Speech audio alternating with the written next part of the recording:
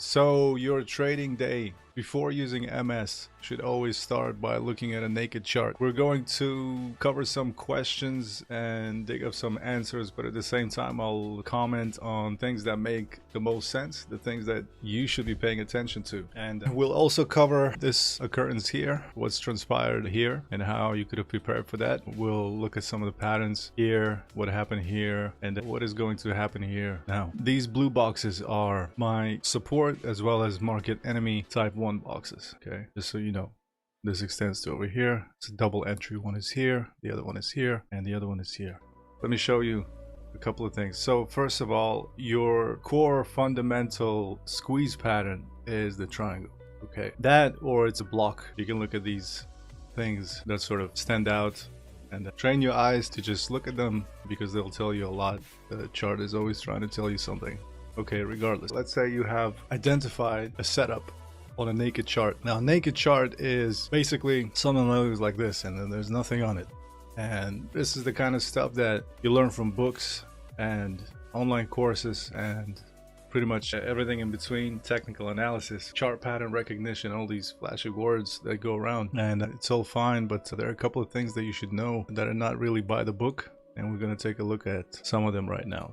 Your day begins and you open your chart. You're greeted by some action that took place overnight or during the day when you were at work or away with your family or whatever may be the case. And you arrive somewhere in the middle of a straight line that has no consolidation nearby. This is a no trade zone. These are called vacuum void areas. The reason it's a no trade zone is because first of all, there's acceleration, and second of all, volatility expands when there are no traders participating, believe it or not. It looks like everyone is shorting here and everyone is so clever, but there are actually no traders here in these instances. These are major players unloading, a cascading effect of so many things like liquidations and etc, etc, etc. You already know about that. Then we have little upthrust candles that kind of creep up the page very slowly, very annoyingly, with a lot of uncertainty, and don't give you much information because every little pause is a caution sign telling you that, okay, maybe a reversal is coming. So we'll take a look at how to navigate these things. Then we have my favorites, the range consolidations, which are actually a lot of fun if you spend time with them, because this can be your core setup from where most of your trades will materialize. And the principle here with MS specifically and any proactive position management, risk management oriented system is that you don't go full size on these. Okay, let me explain. When you're inside of a range, you are safe. Okay, people are getting chopped up, but you're actually safe because it's very easy to trade the range. It's just that your exit has to happen so much sooner than usual. And once you drop out of a range, so for example, you have identified a pattern here, a squeeze pattern. And if you were to draw this, okay, it's not a straight line. It is usually something that goes a little something like this. I'll explain why in a minute. Okay, this is a much better way of drawing your patterns instead of just using straight lines. We're working with a 15-minute chart here. And when we talk about things like the rounded bottom formation, you can't really see it unless you connect the dots. And what happens is that if you do it like this, using your normal traditional way of drawing your lines, it becomes very difficult to, what do you do with this here, right? It becomes difficult to understand whether you have a squeeze pattern or not. Now, we need to use a technique that is called Volatility Vortex or Range Volatility Vortex, RVV. And this is a method that I have been employing to find these things. And they're a lot of fun and they give you more precision and control over your trades. So when it comes to traditional stop loss placements, you end up looking into a little range like this, a vortex that develops until there's nowhere to go and it chooses a direction. Now here, when we come to this point and when you draw these lines and when they start squeezing like this together and it actually starts to look like a little vortex, mini tornado going sideways, at the tip of it, you look at momentum. And here we have a top on momentum here. So obviously it is likely that it's going to push down. So let's go over this again and understand that in the future for a higher probability trade, you will be connecting your highs like this, okay, to see where your actual opening is, instead of using traditional methods like this and deciding Do I use the wicks? Do I use it like this? Do I go from here? How about this line here? Is it supporting? Is it a resistance? Okay, so all this stuff, all that nonsense, throw out the window, and next time just do it like this. You will find this incredibly easy and satisfying to do so until you find a point of interest. Now, if you practice this enough times, once these lines come together, there's another thing that gets created, and it's called a highly liquid traded area, which creates a key level that we must pay attention to. And if you look at my box over here, this was the result. This dip, there was a high probability that it would actually go and stop at one of these levels. It would not be here. It would not be here in a bullish structure, and it would definitely not, when price goes against it, it would not be here, even though it looks like it's some sort of resistance there, which it was. And this is all due to the fact that when you see price consolidating anywhere on the chart for any period of time, if there are a few candles, if you use a tool such as the VPVR over here, you would see that these areas are highly liquid. Here's another top. It is due to the fact that we had activity here. Okay, so it corresponds to this level. We had activity here and we had traded activity here. For your next trade setup and your evaluation, you will look at these patterns and understand whether you have a trade or not. And then on top of that, you will use momentum indications from MSX. And I'm not talking about these waves. Let's talk about real momentum and what goes into it. What it is that we should be looking at to understand how momentum actually works. So some of the stuff over here that we're going to talk about that I want you to remember is a range is a heavily traded area. That means it's place of resistance. It also means that these levels will get run. Because there were many traders, you have to understand when an impulse happens, half of them are gone. They're liquidated, their stops are triggered. People who went long here, this is their reward. People who went short closed their positions and were forced to take a long position and help these guys out and join the movement to the upside. Now there's a little bit of consolidation and uncertainty before any of this happens. Let's go to bar replay and go over here. All right, when you see something like this, all right, your first two candles at the top and at the bottom, try to use this extended line, connect these two like this. Okay, understand that every time we go up, price must consolidate. So pick the biggest range from the recent low, an extreme low and an extreme high, and extend your line just by connecting anything that you see that looks something like this. This in the future will help you. Before it develops, you don't know if it's going to break out or go down, but if it does go down, this will help you estimate the trajectory of the next consolidation phase here. And so using bar replay, we can then advance further, and as it starts to do what it does, we now have two more points that we don't need to rely on using this line, these two peaks over here. So we can take the line and now connect it like this. So now we have two more data points here that we can take a look at and say, okay, this is a channel in development. But on the 15-minute chart, remember that this is a single candle, literally a single candle on the 5-hour chart or the 15-hour chart. So don't go crazy thinking that you have found a pattern, because these will usually take time to develop. And two peaks would logically be maybe a day apart, and now you start to see something that is actually more data driven. Okay, now you have points that make more sense, and price will start to react to those areas a bit more aggressively because now it's real. Okay, so always project your setups, and what this does is that it prevents you from jumping to conclusions, and also it prevents you from being too late, because if you can start connecting these dots, literally connecting these dots together with the price, eventually you will reach a point of a squeeze, and you will start to see that something is developing there. Okay, and as price progresses, understand that this 1, 2, 3, 4, 5 is probably one candle on the daily chart. Let's keep going further. You will see where this is going in a minute. Okay, all right. And then after that, just clear it out, see what's happening. And once you start noticing that there's a setup here, come to the actual tip of that nose right here and see what's happening. Okay, if you go short in this market, I don't recommend it, but sometimes when you have a very aggressive impulse to the upside, what goes up must come down. So you can try to estimate if the trend is exhausting. Now, starting from here, by looking at the cloud over here, from this point to this point. You can use your ruler. These tools are here for you and for a reason. And long-term trend flow is 6 bars, 1 day and 15 hours. Okay.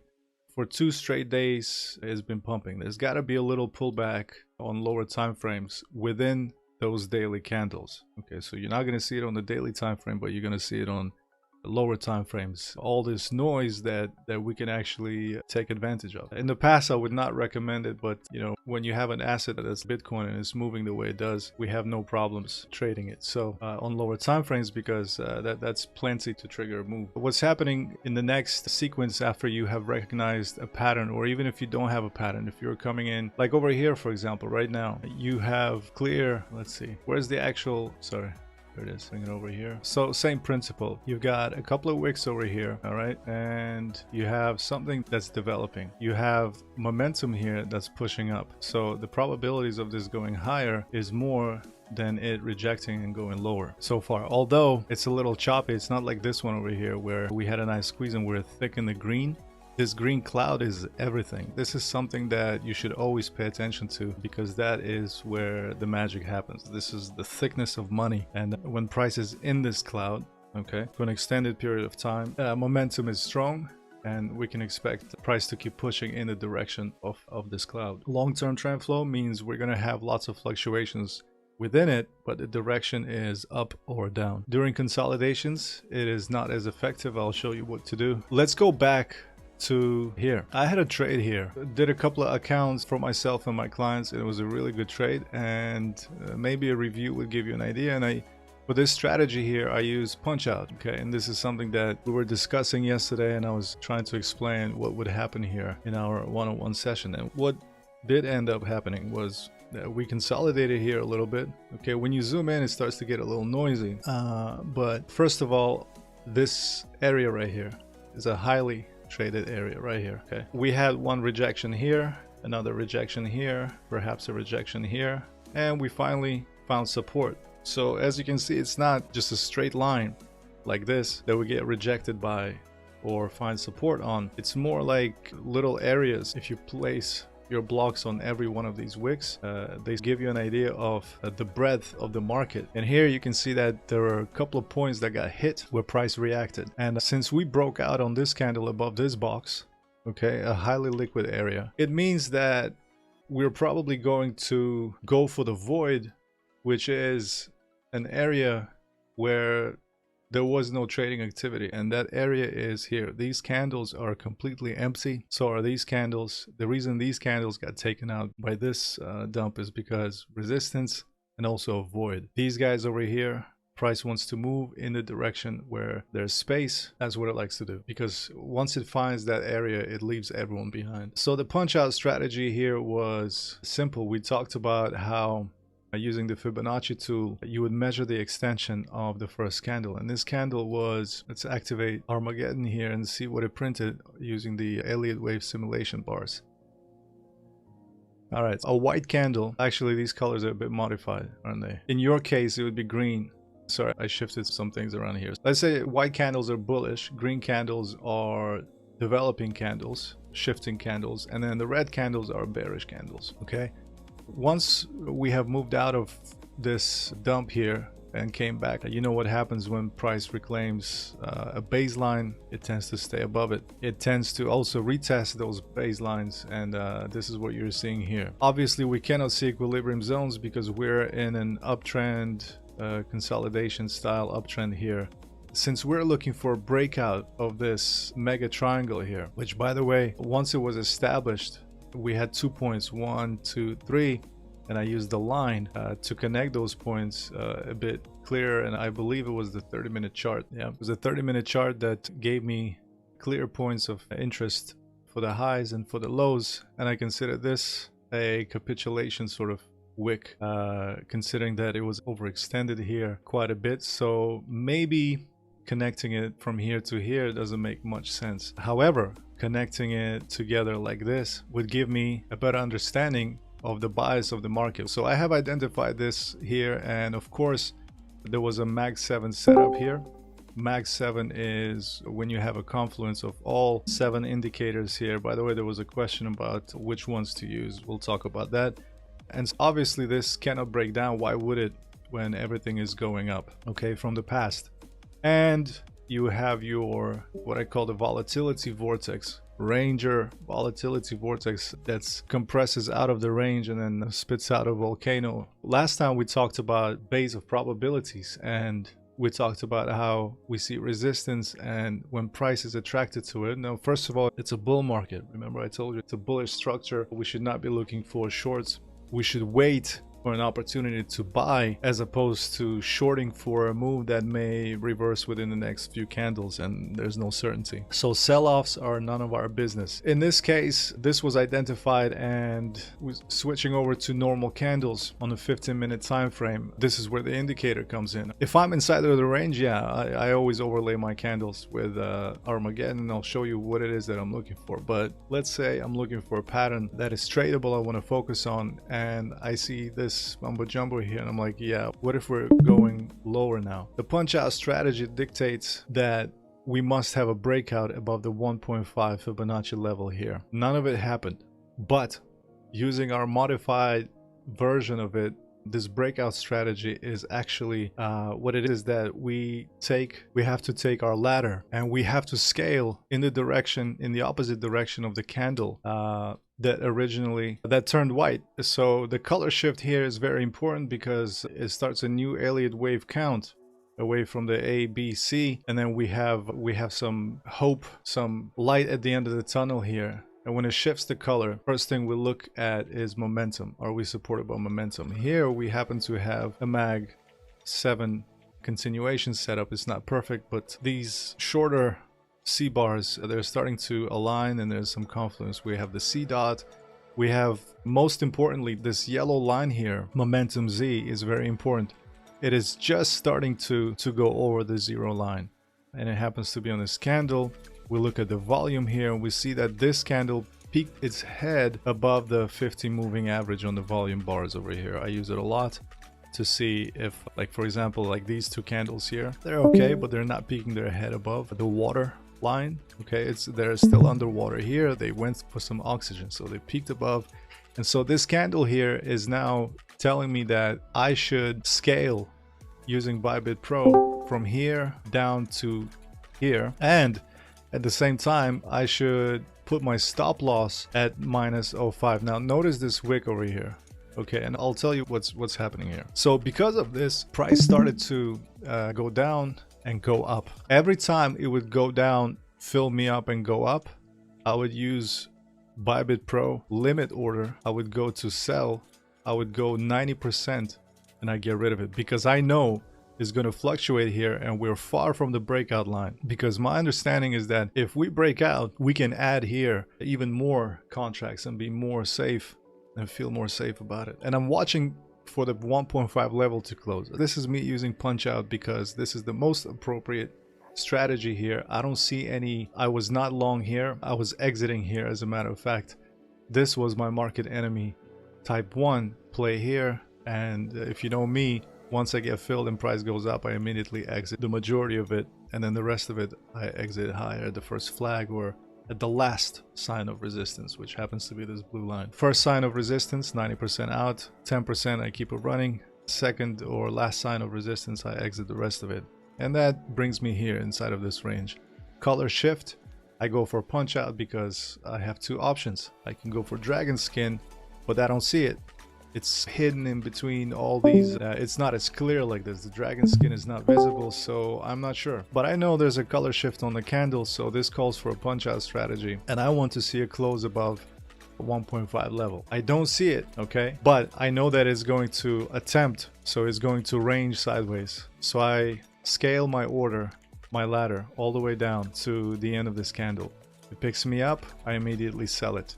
I cancel my orders, I scale in again. It goes down, goes up again. I look at the momentum and I'm like, man, the green cloud is just starting. The blue wave is just starting over here. Everything is pointing to the upside. And VVS is one other element that I look at, is looking very strong here. There are no vivid signs of a serious dip here. Okay, I get most excited when this yellow think of it as a rubber band that when you stretch it far enough and release it, it will snap back and push the momentum, the compression, the sell pressure gets absorbed. And even over here, sometimes it'll take some time to play out. Depends on the velocity at which, volatility, how aggressively is the market participating in a down move or an up move. So here we have, this finally shows me a red dot backed by this, and I'm like, okay, I'm gonna scale in, and I have scaled in position size that was very appropriate. And why did I ignore the red dot here, or the fact that these two candles, the green dot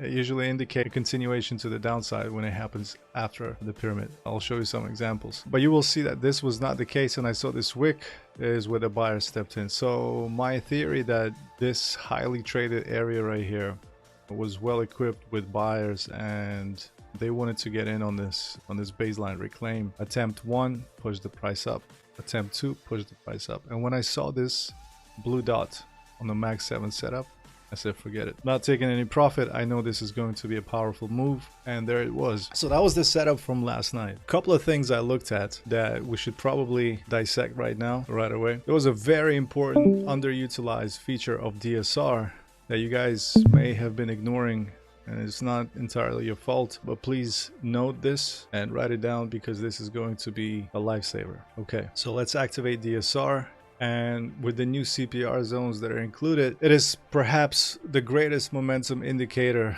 besides MSX here, and many people do not know how to use it, so we will talk about it. First of all, in your settings, you can see that we have the new show SR levels. For those of you who are new here, this is from Armageddon version 5, and these are excellent for Forex trading. And as a matter of fact, it was requested by a Forex trader for us to bring it back here. But these are very good levels that are calculated slightly different from CPR, but nevertheless a classical SR level support here within DSR. We're not going to use it now, but we are going to use activate daily CPR inner zones. We'll talk about those. Pivot levels, high probability level. We'll keep the developing CPR out of this bootcamp for now. And number of days back, we'll set it to 7, and CPR resolution to daily. If you're setting this to weekly, okay, if it's set to weekly, your number of days must change to 14, okay, because it's just going to be this one red and green bar for the current week in progress. I usually set this to 90 days back for both daily and weekly, just so I can have a historical representation of CPR zones. Why are they important? I'm going to assume that most people use CPR as support resistance level. Now, it's actually a momentum indicator here, and we're going to look at the metrics that we can pull from DSR that gives us very valuable price information. We're going to turn off price altogether, and we're just going to focus on these bars over here, okay? Just visually look at the structure of the bars. Now, if we were to do something like this, what would you see? You would see a squeeze pattern that we talked about. If we turn off DSR and activate our candles, we can see that the squeeze pattern lines up pretty nicely. What you may know about price is that it's a leader in the market. It leads, and momentum follows. But also, because of the intraday nature of CPR and the time it takes for it to develop, what many of you may not know is that it is a squeeze momentum indicator that can be used for one particular instance.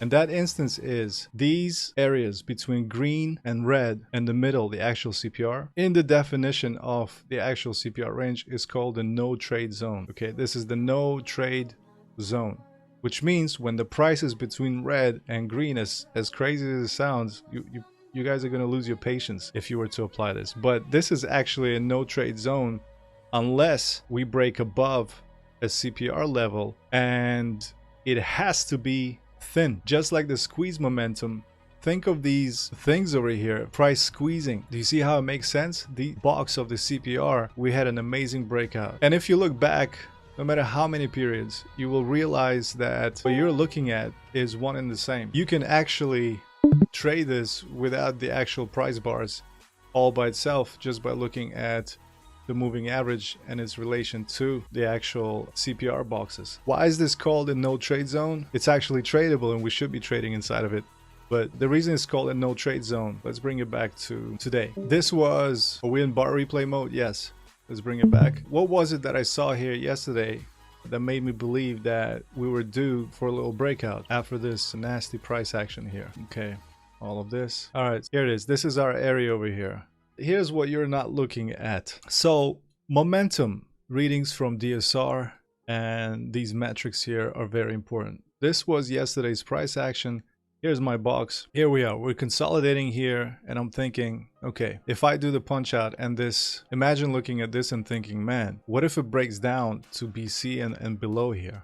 What if I should long right here? Should I be buying here? And how should I execute my order in the books? How should I enter the market? And one simple thing that you can look at is the yellow line over here. In our settings here, it says this is a CPR high probability level. What does it actually mean? If you right click on the chart and you go to settings, you can click on not your session break, but here's a symbol and previous day close price line right here. This is the same as the high probability level in CPR. It's the previous day's close price line. If we look down at this box, okay, and remember I talked about the breadth of the market. The thickness of these boxes is what measures it. Pivot daily low open is at 13.5% almost, and it says the volatility expansion possible if narrow. Let's go back to this box over here and notice the narrowness of this box.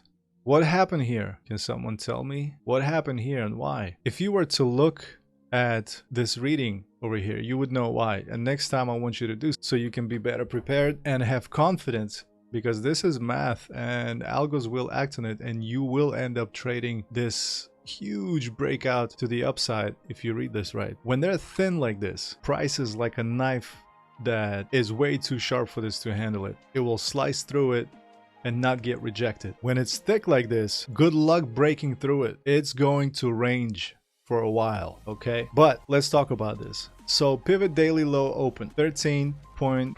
Volatility expansion possible if narrow, meaning this number would diminish down to narrow would be considered somewhere between 4, I would say maybe even 3 and 1. Okay, that's narrow. This whole box here would actually be a lot smaller, and if price comes through it, it will slice through with such volatility, it'll catch people off guard. Another example, here it is. How thin do you think that was?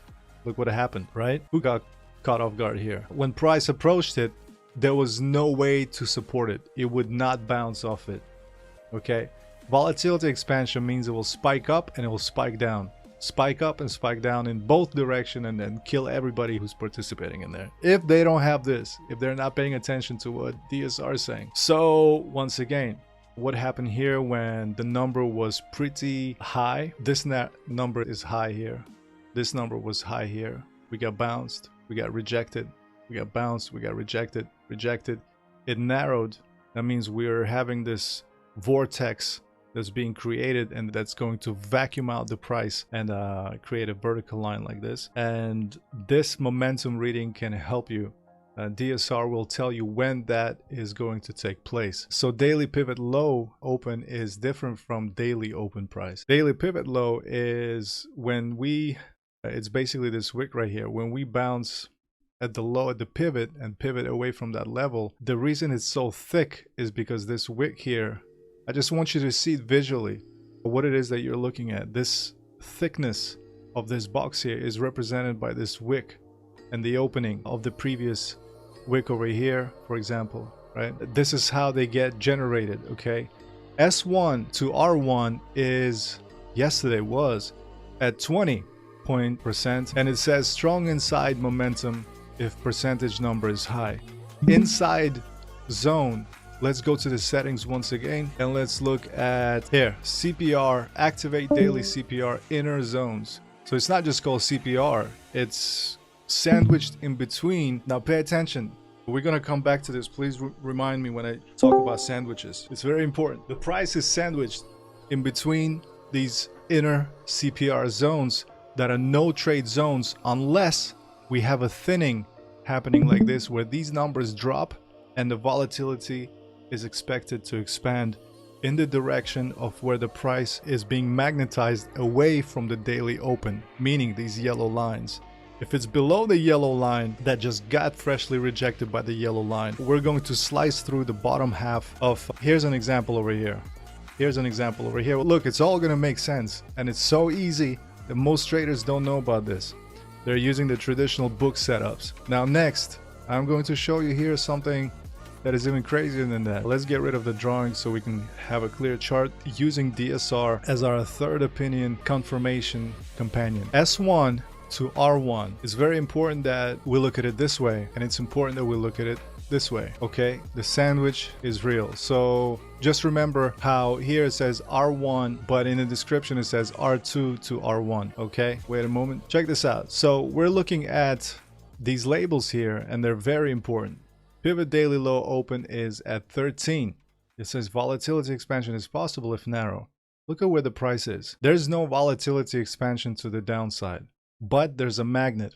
And the magnet is to run the daily open and the daily close level right here, the yellow line, which again, if you right click, you can go to your settings and enable that level that will show this line over here. Okay, so what are the probabilities just by looking at these labels here that people hate and they think they're there for nothing? This is actually one of the most valuable pieces of information at your fingertips here. These metrics are extremely valuable.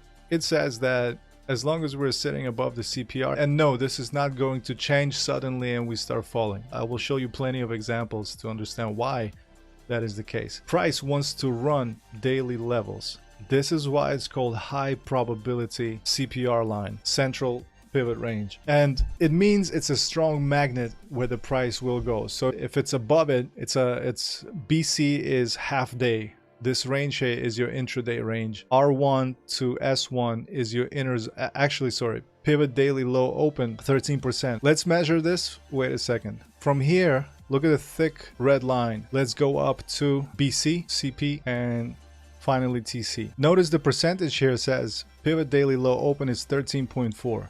From this red line of this pivot right here, this is measured to the top center line of the actual CPR and is at 14%.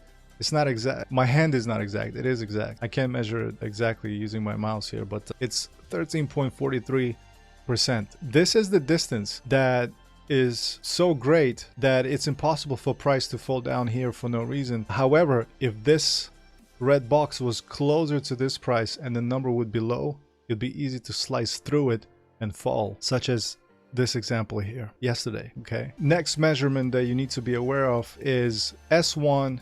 So from here to the TC top center line is this number. This measures the volatility potential for the inside range, okay, and where the price is likely to go based on the magnet, which is the daily close and open. S1 to R1 is at 20.66%, and it says strong inside momentum if percentage number is high. What does that mean? Strong inside momentum. Remember, between this and this is the CPR inner zone. Between these two, this is the center line, top center line, bottom center line, CPR inner zone, minor support, minor resistance, and then we have S2, S. So this measurement here from S1 to R1, and the reason is from S1, not from, there's a difference. S1 to R1 all the way to here. What's the percentage we're seeing? 20%. What does that mean? It means that away from this support, depending on where the price is, we have all this as our take profit target, starting from the middle of where the price is consolidating all the way up to here. It says 20% strong inside momentum if percentage number is high. This means that if this is the inside zone for the CPR for our intraday price, this means that momentum here will be very strong to try to reach R1. And yesterday, my client asked me, where are we going? I said, R1 is our target. He said, how? Previous day CPR is over here. We want to run that level. This is the magnet. Now with DSR, we're always looking one day back. We're using the information from today, but when it comes to our targets, we overextend in a bull market or extreme bear market conditions, and we look back one day because price will overshoot current conditions, current setups for the intraday, and we'll look back at historical levels from yesterday where people that sold here their shares, their Bitcoin, whatever, other traders on the other side of the world, they bought it here. And now they push the price up, and these guys who thought that they would sell and buy low now are forced to buy high, and the guys who bought low are now selling it to them, so price goes down. And once that transaction is complete, all the other traders jump in and they start consolidating, fighting for a direction. Now, mathematically, all markets are driven by algorithms, and this is how you read it. Next one. So the reading from S to R1 is 20. If this number was, I don't know, let's say 2 or 5, we would literally be going sideways and there would be no momentum in between the inner CPR zones. So if the inside momentum is strong and, you know, if you go short for some reason and price starts moving away from where you thought it should be going, you need to cut it right away, because if you look at this number, you're like, it's gonna move right here in the next day or two. 100,000% is gonna move there. Now, what are the other probability points of interest that this shows you? CPR says that it's at 1.44, trending if less than 0.2. Now, Bitcoin is moving quite aggressively, and so trending here means if it's less than 0.2, that's an extreme scenario where price would actually be very volatile. So I would say below 2% is like a trending scenario, which means where the price is above CPR, away from TC over here, if it bounces and starts creeping up, it looks at pivot daily low open percentage to the distance to R1. This shows you the strength of the trend, and this shows you strong inside momentum. All three line up and they push the price. There's a high probability that it will keep going higher. Now we move on and we look at our final piece here. From pivot daily high open, what does this tell us now? What do we take profit or what? Okay, so from here down to TC, top center line. So we're measuring this to TC and this green one to TC. It doesn't make sense. It's inverted traditional pivot levels upside down. Doesn't matter. You don't really need to worry about that. But for your understanding, from the green line down to TC line, the pivot daily high open, which was right here where the sell-off happened at the top right here, that was the daily high open pivot, and it's different from daily open. Okay, that was the pivoting moment, a pivoting point where something extreme has happened. Okay, we have yet to cover a couple of things here before I'll let you go. But anyways, so the distance from here to here is at 5%, and it states that volatility expansion possible if narrow. I would consider 5 to be a narrow number compared to say 20 or maybe even 10. What does that mean? This means that if we reach this level, it's a previous reaction level over here, a highly traded liquid area with a very thin previous day CPR. Okay, and if we conquer that and rise above it,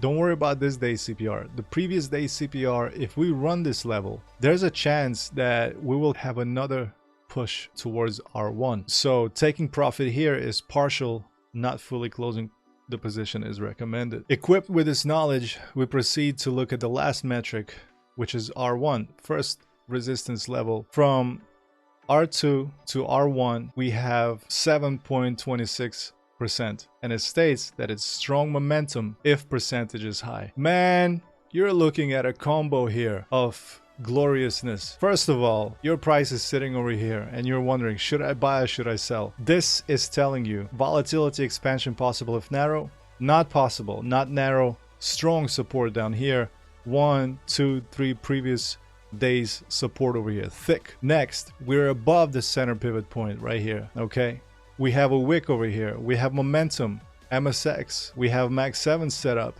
CPR is at 1.5, which means it's kind of trending to the upside and is likely to continue.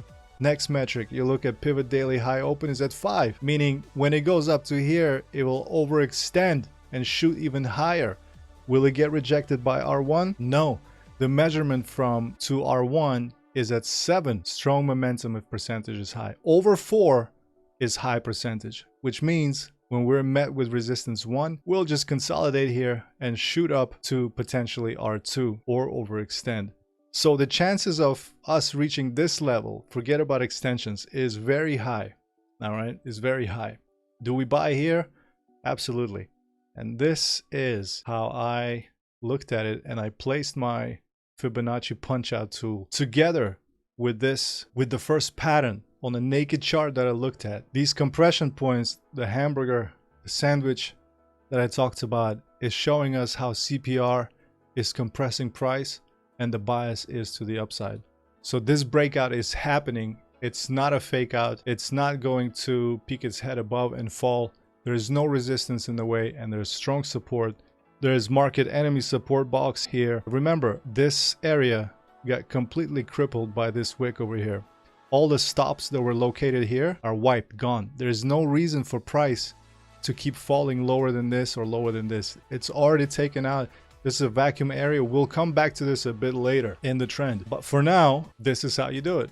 Now, DSR is magical in a way that most don't realize. Let's take a look at another metric here. All the while this is happening, I'm looking at my lagging span. Now, you guys already know how much I love the lagging span and why it's included here by default. Now, here in South Korea, for example, trading firms, believe it or not, traders and analysts are obsessed with range trading. Okay, love ranges. Okay, that's the whole thing. Don't really care about trends as much because it's like this whole mentality here has to do with tactics, competition, enemies, market participants, Asia, culture, history, the way you move basically from A to B. It all has to do with understanding that range is where you're peaceful, where you're safe, where you can make mistakes and actually come out high and dry and not worry about anything. And lagging span is a quantum mechanism that basically, all right, it measures 30 bars with its current settings, 30 bars away from where the price is at the moment. Okay, when this green guy was over here, I want you to pay attention and see what it was bouncing off of over here. It's within CPR, just like price, but it's lagging by 30 bars. Okay, 30 bars away. What happens is when it crosses over to where the price is right now, when it crosses over, it gives us an extension. It's an extension of a confirmation of a trend. So together with other metrics from DSR, from the CPR measurements here and the information that you collect from these labels, you can think of lagging span as a mirror of what has already happened.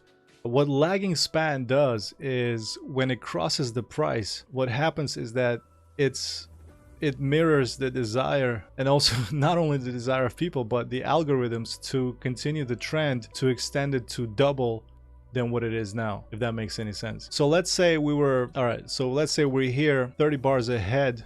We're right here. Lagging span is here. Now, if we're here and we're looking at momentum and we see that it's picking up, remember, don't look at the blue waves. Blue waves represent strength in momentum. These are not reversal dots over here by any means. We see momentum over here. We see the VVS, volume and volatility strength bars are looking good. They're a little choppy to be expected over here, but there's no vivid yellow here that sort of interrupts and warns us that there might be a reversal. None of that. And most importantly, on this bar in particular, let's extend back away from it to 30 bars in the past. Okay, we can see that actually, why are we even suffering? Let's go back. We have bar replay. You're looking at that CPR information which stays true throughout the day. Okay, now here we're looking at this thing moving forward. Look at where the span is. I don't know why it's not green. Why is it not green? Can somebody tell me why it's not green? There it is. Okay, so it's red and it's going to run into a wall, and that wall happens to be our price with a void area. Remember, we talked about these void areas. It means it will move through it freely. Okay, now while looking at momentum from DSR and MSX, we can see it's creeping up. What do you think, on the basis of probabilities, in the next candle, can this fall here? I'll show you how to guess when this will actually fall and when it'll actually pierce through. When the wall is thin, believe it or not, check this out. When the wall is thin, it will move through it freely. When DSR approaches some sort of thickness, I'll show you in a moment, it will actually get rejected from that consolidation of price. Okay, because markets have memories, and 30 bars ago is pretty recent. Okay, people remember. You see the momentum, there's strong support and very little resistance here. You see that this is the double bottom. You look at your pattern over here, right? And now it's time to pull the trigger, right? It's time to look for a setup. And you settle on either the dragon skin, the punch out strategy, or a pyramid if you're lucky. But instead of waiting for a pyramid, if you have established all this, and to answer one of our members' question. Is this type 1 or type 2? Neither. Type 1 and type 2, Jackrabbit, Market Enemy, Punch Out, and the Dragon Skin is your selection. It's a set of weapons. You have to choose one that is most appropriate for your mission. And these are the mission's parameters over here. This is what the market is telling you, what the DSR is telling you. Yesterday, I opted for a punch-out strategy. Now here I know that lagging span will cross over. Now price is going down, lagging span is going up.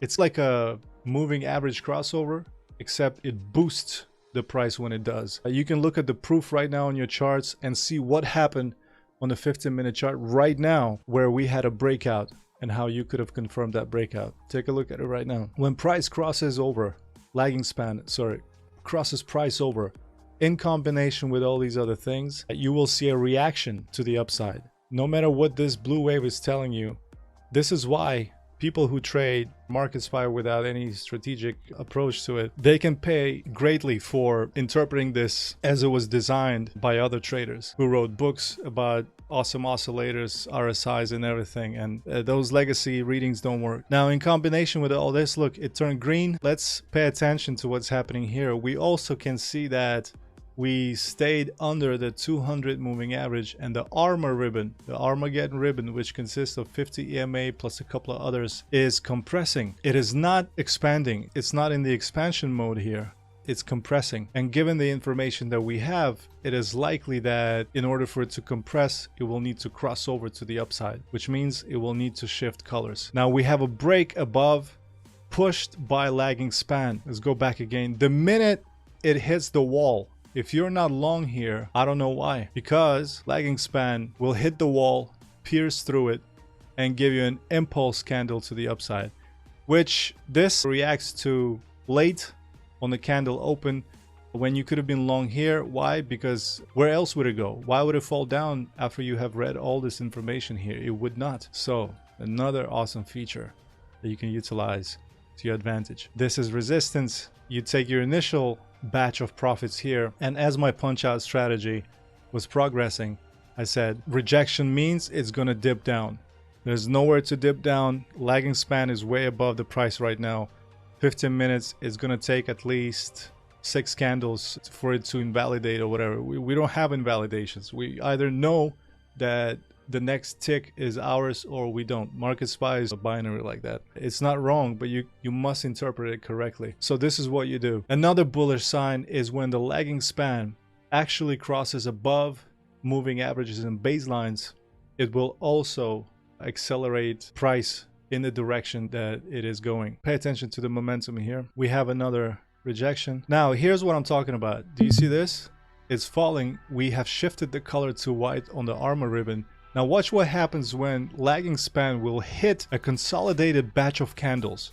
Remember I told you that when it's void and empty, it's easy to pierce through it like it was paper wall. But look what happens when lagging span actually hits this consolidation here. What happened? We're longing right here and we're watching lagging span, and we're watching it very closely. It goes, look what happens. It hits it. The lagging span is going to hit a consolidation here. It's not an empty void wall that it can travel through easily. It hits a consolidation. It will bounce, and so will the price. By this time, you're already getting filled inside of this box all the way to this, using the punch out strategy, knowing that 1.5 will actually get run. And what happens when it does? Boom, it bounced away from this. Look what happened to the price. Look at this yellow ribbon over here. Pay attention to it. Look at momentum. Long-term trend flow just started to go over the green line, the zero line, sorry. This is a ribbon, a band that will snap back. This will snap back, this will bounce. There's support. What else is happening? Trailing steps. Pay attention. What is happening now? Price is retesting your line, your triangle that you drew, giving you another confirmation. Not only is it retesting the diagonal line here, it's also retesting the daily open and the previous day's red box, which was support, turn resistance, and now again turn support. Very subtle changes in market behavior. Bounce confirmed, fake out, and off we go. That's it. Momentum is doing its job. You're not watching MSX, you're watching for VVS changes over here. Your target is as indicated is right about here. This is where you take profit. Will we actually go there? Boom, we hit it. R1, what's going to happen at R1? Boom, we hit it, and we started to consolidate. This was the first sign of price exhaustion, a little consolidation, and we can expect lagging span to hit it. Also, we have a divergence building up here. Okay, now we know, okay, time to chill, time to take some profit. Awesome. Boom, consolidated, started to build a new daily. Now this yellow line over here, pay attention to what happens to the yellow line. We go against it, we go against it, we go and hit R1 again. Why? Let's look at the new readings from CPR.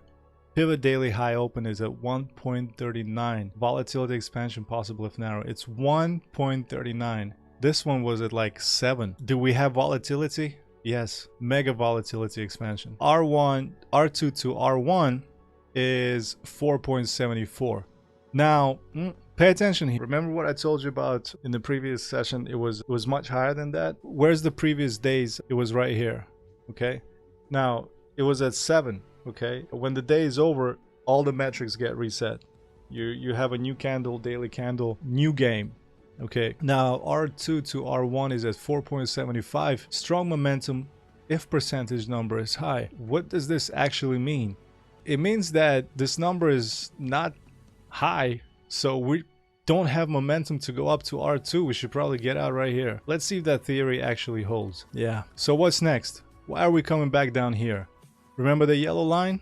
What is it called? It's called high probability line, high probability CPR, which means since we're not going up, where are we going? This is not a high probability. High probability from here, we're going to kiss the yellow line. And this was the trade that I did today, and I recorded it. I was right here, and I'm going to post it on YouTube. And if you can see here, I have a triangle here drawn during the recording, and I'll show you what that jazz was all about. Okay, check it out. We're right here right now at this stage, and I'm looking at this and I'm thinking, okay, are we going to break up higher? We just got rejected, took the probability. What are we going to do here now? And here it tells me that the CPR is at 1.8, so it's not trending, which means we're probably not going to be trending anywhere near the CPR. Hopefully all of that you remembered. Let's rewind back a little bit and I'll show you what DSR is doing. First of all, a couple of clicks forward, we're above. Oh, sorry,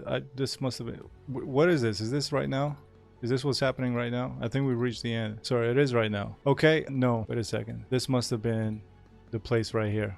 Yeah, this was the trade. This over here, let's go to a 5-minute chart. Sorry, I got confused a little bit. One more thing, okay? All of this, what we looked at right now, your pattern that you started your day with before you applied any indicators or anything like that. Your pattern, let's get rid of these lines. By the way, these lines were manually drawn based on my own understanding of what I was seeing. And guess what? Today, they match the CPR 1-to-1 exactly. And that was not the case yesterday when I drew them. Since I know that's the CPR lines, I can keep a mental note of it in my head and not worry about it. Let's get rid of this. Next, DSR had our target right here, R1, met.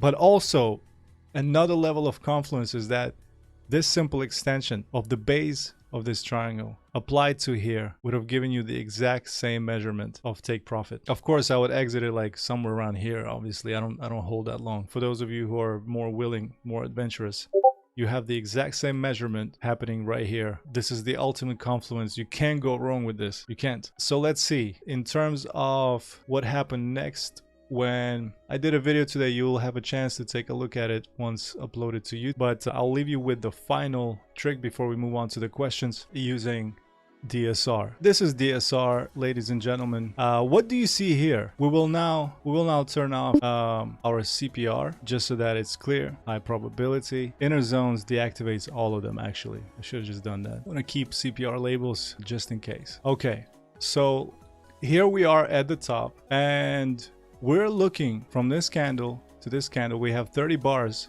2 hours, 5-minute time frame. We're going sideways and price is falling, and this lagging span is approaching our void candle, a totally blank paper wall. Okay, paper wall, no blocks of consolidation, nothing, just an empty, no recent wall from this candle to this candle here, right here at this peak, is exactly 30 bars. 30 bars. We're sitting and looking at this pattern and we're thinking, okay, what's next? What are we going up? Is this going to slide up this wall suddenly and push us up? We bounce here, surely we're going to bounce here. What is happening here? How can we understand whether we're going up or not? First of all, metrics. 4.7. Strong momentum. Is this a high number? It's medium. It's not high. Price is way below it. We're not going to hit R1 again and go to R2. Let's consider that this is your classical swing pattern failure right here. Okay. And looking at DSR over here, this bounce, we look at momentum and we're like, yeah, momentum is coiling up, and I'm not sure if it's going up, because obviously this second blue wave just didn't work out. That's all it was. It lagged a little bit, and I'm gonna show you some real cool tricks here that keep it to yourself. Don't share it. Promise me you won't. Look, do you see this? Now we're inside and we have a block of consolidation above, which means it's going to hit it and get rejected. We know that lagging span below price is bearish. How do we actually trade this? If you want to go short, 0.5x, okay, only, because if you screw this up, you want to be able to exit immediately and forget about it. But here, this is a high probability short setup, and I'll show you why. First of all, we already talked about the lagging span and what it does. Give it time. Don't start accumulating your position, but don't front run it, as in sometimes it will kiss and you might miss that there's no block of consolidation, and it will basically rip through it if it's an empty wall. If, for example, it would be like price went up, dipped a little bit, DSR is below, and there's literally no resistance above it, and it can rip out of it. All right, so DSR over here, what can we actually do? Check this out. We're going to turn all of this off, and we're going to also, how would you draw your pattern here? Would it be this? Would it be this? Would it be this? Is it a breakout? What if it's a breakout of the channel? What if it's this? What if it's not? What if the actual support is here? What if it's a channel that's gonna go sideways? How do we actually know what to do here? Are you ready for this? This will be so evident in most cases. When you have a consolidation like this, lagging span is behind, momentum is limping. Look at VVS, bright yellow, a little bit of blue, more bright yellow. Broken pattern here at the top of the C bars, broken pattern down. There's no max 7, but it's probably setting up. Max 7 to the upside will not set up out of this kind of environment. Turn off your candles. What do you see? Trailing steps. You take the top of the trailing step, connect it perfectly with the next trailing step. Take this trailing step, connect it perfectly with the other trailing step. Activate your candles. Gone has to be respected and must be used properly. This is the true representation of what the squeeze pattern here is telling you. Sorry, I shouldn't have moved that. Wait, it's not on the chart. Yeah, you're right. We're gonna do the chart thing. And look at that. You have what seems to be a drop below, and these are fake. These are fake because the gone steps are not there. They're actually right here. Okay, you want to connect them. I'm not making this up. This has been used and is being used as we speak everywhere where professional trading takes place. Now, this technique here will tell you price will not be able to fool you, because this is another quantum paradox here. I'll show you what is happening exactly because if you look at the line chart activated, it makes sense, but not really.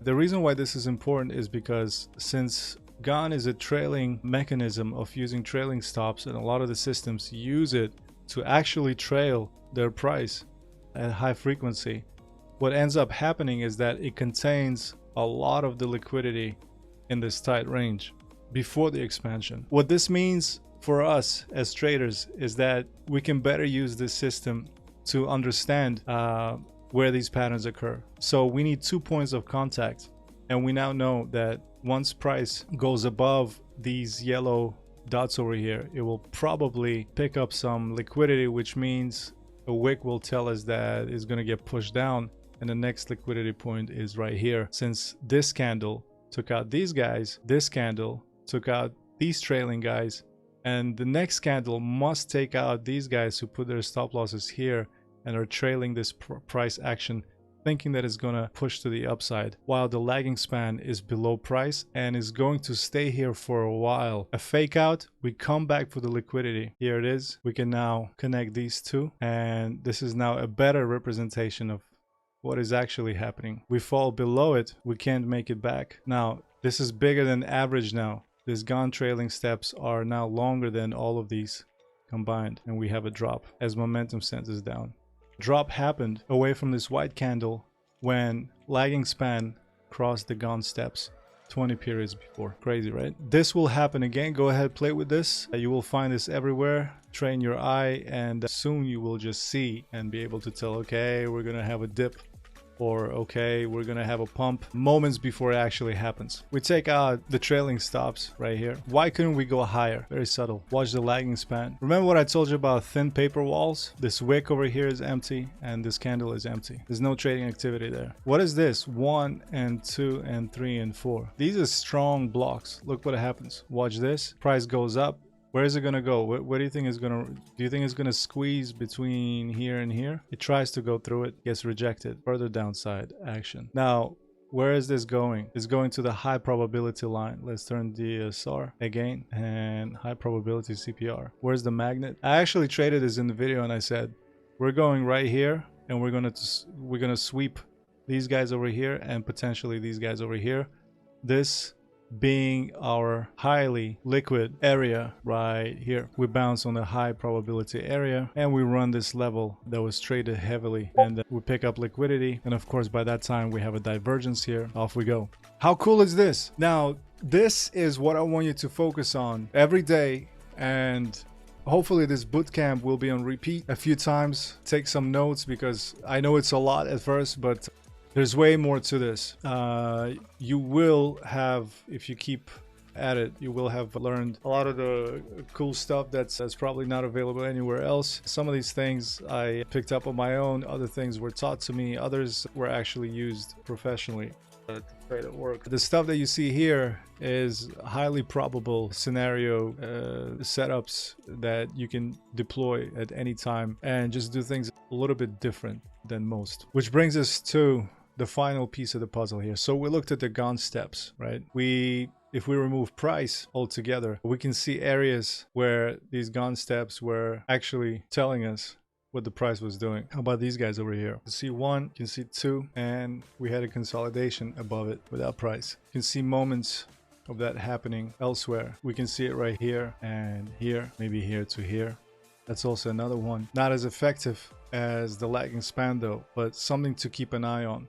Combined momentum with DSR, I believe DSR is highly underrated, and the CPR levels are being used, can I say it, primitively? No, actually it is the proper use. It's just that there's a little extra step to all of this. By the way, we're still here. We're not getting past R1 just yet.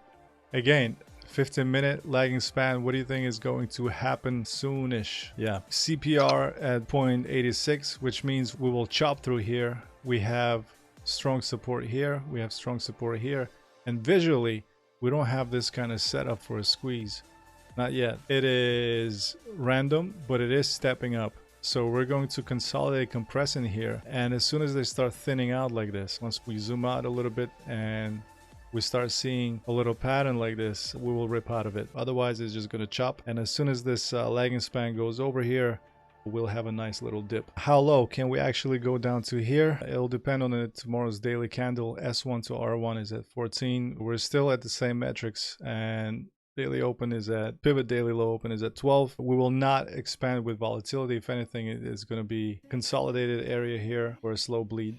But for today, for as long as this is our range, so we have yeah, this whole area over here, we're just gonna spend some time here in this area. Okay, this is, if you look at these things with a naked eye and just glance at it in the morning, at night, you can forecast, project a trade into the future and say, do I have a trade or not? Here we don't have a trade, not yet, unless you were in from here, from somewhere, from down below here or something. Let's see. Hopefully this helps, because the momentum readings here on MSX are clean. Only the essentials are here. I guess Armageddon is the one that remains that we should take a look at. Questions? How to do scale and take profit properly without closing the position. Okay, so let's say we're in profit right now, okay, and we moved up nicely, and we think that we should take some profits here because we think price is going to come down here to this ribbon. So what do? Ladder. Now in the new, you guys wait till you get this. Wait till you get this. Oh, no other software in the world offers this currently. All right, so the ladder is how you cast your scaled out orders using the 15-minute ATR. This is very clever because if you're operating a 15-minute, 5-minute chart, or even better, higher time frames, then this becomes a guaranteed range that you will get your fill. Let's say you're on a 15-minute ATR and you go to a 1 hour time frame or even a 2 hour time frame. If you identify the direction of the trend on trigger charts, lower time frames, then you're scaling out in the direction of a 15-minute ATR, and this is all yours. Of course, you can use Armageddon and use the ATR readings from there for more precision. But let's say you wanted to put your own number in here and say, I want to be out in $50 range like this. I'm not going to click auto range. I'm going to sell using this position, and I will use 100%. We included some buttons over here because for a ladder, it is assumed that if you enter here based on ATR, and let's say your target is here, you'll put your distance from where the price is right now all the way up to where your target is, just like what we have seen here, from here all the way to R1, and you just don't fiddle with it. You leave it alone. It is going to, let me see, 14. So are we going to make it to R1 here? It might bounce and actually possibly take us there. So I'm going to set my range all the way up to R1 at 35,787, which would be, let's say from here to here, 600, which is, I'll use half of that and use my 30-minute candle range to exit 443 basis points away from where the price is. The distance would tell you, it's basically tracking price in real time right now. It's paused higher price at a maximum distance of this range here.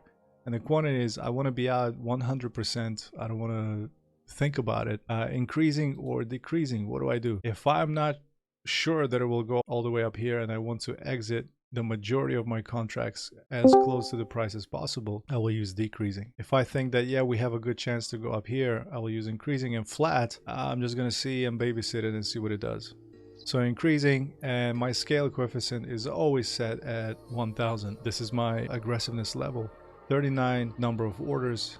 It was set to 39 so that you can perform 2 scaled orders per minute without hitting your Bybit API limit. If you're a liquidity provider and you're moving size, you can apply with Bybit, and they will raise that rate for your account so you can trade even faster.